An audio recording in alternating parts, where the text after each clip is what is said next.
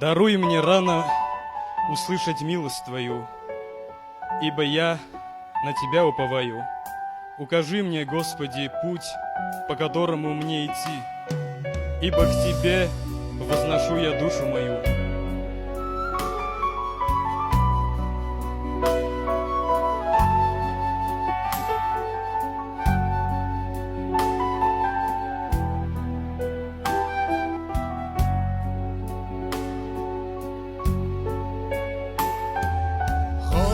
خایمه قنج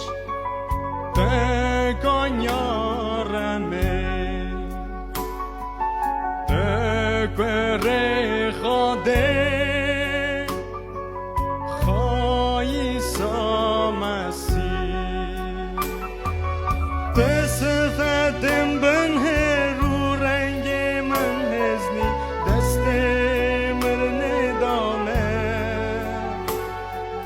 برین داروش کستی باطن هجامه بسفتم بن رو رنگ من هزنی دست من دامه برین داروش کستی باطن هجامه پالا چه من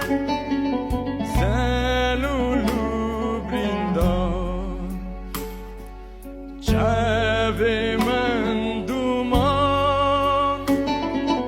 بودل من شکستی بسفتم بن رو رنگ من هزنی دست مرن دامه برین داروش کستی باطن هجامه بسفتم بن رو رنگ من هزنی دست من دامه برین داروش کستی باطن هجامه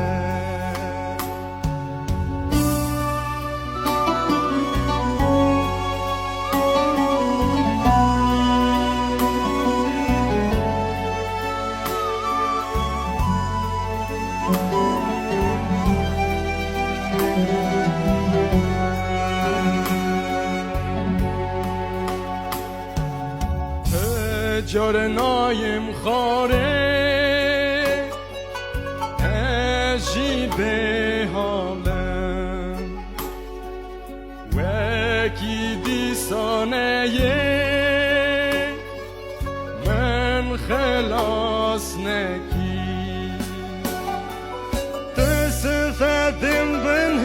رو رنگ من هزنی دست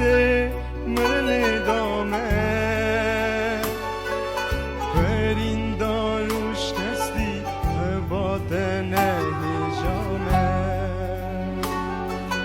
بسفتم بن رو رنگ من هزنی دست مرن دامه برین داروش کستی باطن هجامه رنگینه که